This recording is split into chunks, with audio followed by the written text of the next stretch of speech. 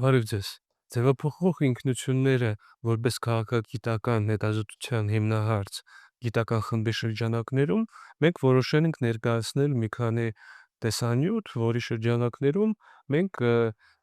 դիտարկենք տարբեր հարցեր, տարբեր խնդիրներ եւ տեսություններ, որոնք վերաբերվում են ինքնության, էթնիկության եւ այլ հարցերի հետազոտմանը։ Այսօր կխոսենք էթնիկության հիմնական տեսությունների մասին,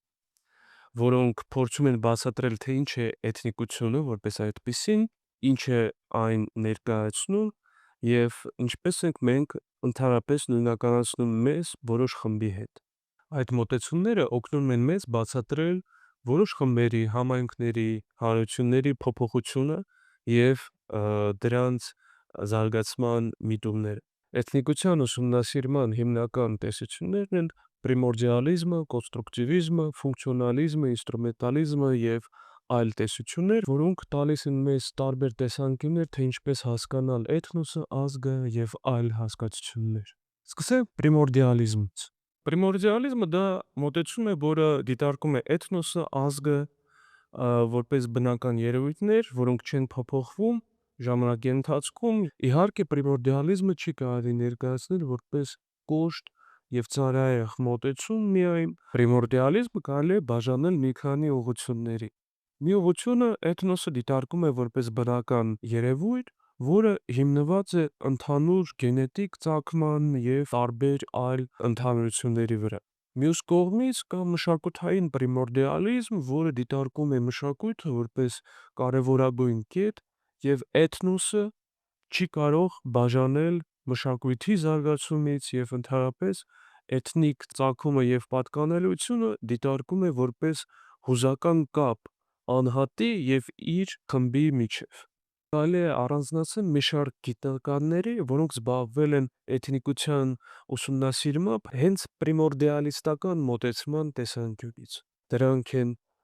Վանդերբերգը, Հիրցը, Բրոմլեյը, Լև Գումիլովը եւ այլոք։ Պրիմորդիալիզմի կարևորագույն դրական կետերից է այն, որ այս մոտեցումը կարող է բացատրել, թե ինչու տարբեր էթնոսներ, ազգեր կարող են գոյություն ունենալ բավականին երկար ժամանակ եւ պահպանել իրենց ինքնությունը։ Սակայն բացասական տեսանկյունից կարելի է նշել, որ այդ տեսությունը չի կարող ներկայացնել, թե որոնք են մեխանիզմները ինքնության զարգացման եւ փոփոխության, նաեւ նոր ազգերի ձևավորման։ Կոնստրուկտիվիզմը կարելի է դիտարկել որպես կարևորագույն տեսություն, որը բացատրում է էթնոսների եւ ազգերի զարգացումը եւ փոփոխությունը։ Վերափոխման հիմնական խնդիրը կոնստրուկտիվիզմը բացատրում է տարբեր պայմաններով, տարբեր իրավիճակներով։ Օրինակ, պետության գոյությունը կամ պետականության զարգացումը կարող է նպաստել ազգի զարգացմանը։ Նաև կոնստրուկտիվիզմի շրջանակներում հիմնականում նշվել է տարբերությունը էթնոսի եւ ազգի միջև, ներկայացնելով ազգը որպես կարևորագույն քաղաքական նախագիծ եւ նույնականացնելով ազգը եւ պետությունը որոշ դեպքերում։ Կոնստրուկտիվիզմի տեսանկյունից մենք կարող ենք բաժանում անել էթնոսի եւ ազգի միջև, ներկայացնել այնպիսի երևույթներ, ինչպիսիք են քաղաքական ազգը, քաղաքացիական ազգը։ Կոնստրուկտիվիզմը կարող է բացատրել, թե ինչու են զարգանում, ստեղծվում նոր ազգեր, ինչպես է փոփոխվում ինքնությունը եւ ինչպես է ստեղծվում նոր միֆեր, առասպելներ, քաղաքական նոր նախագծեր։ Սակայն կոնստրուկտիվիզմը չի կարող բացատրել, թե ինչու տարբեր պատմական, քաղաքական, սոցիալական պայմաններում պահպանել են իրենց ինքնությունը տարբեր ազգեր, օրինակ հայերը,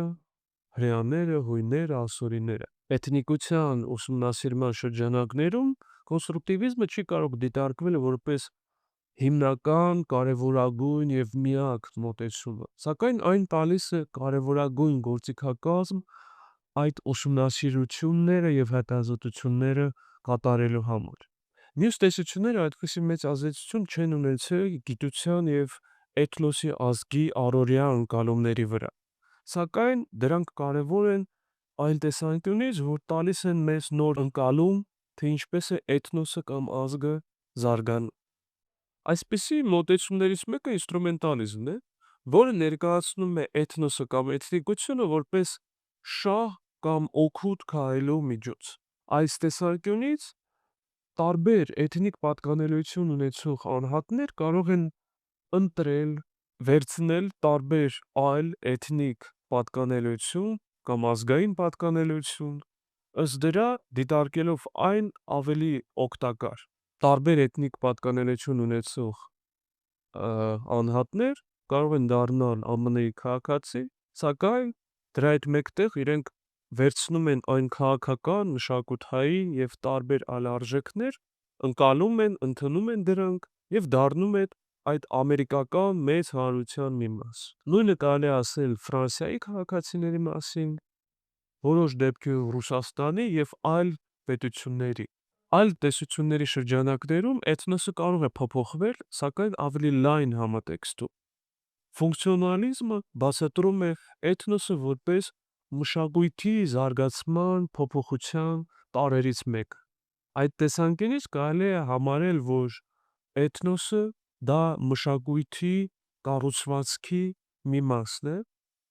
եւ էթնիկ հարաբերությունները դա լայն իմաստով մշակույթի տարրերից է։ Էթնոսիմվոլիզմը փորձում է բացատրել էթնոսի զարգացումը տարբեր խորհրդանիշների զարգացման, ընկալման եւ փոփոխության տեսանկյունից։ Այդ տեսությունները տալիս են լավ հնարավորություն հասկանալ, թե ինչ է էթնոսը, ազգը, սակայն դրանք չեն կարող ամբողջովին պատասխանել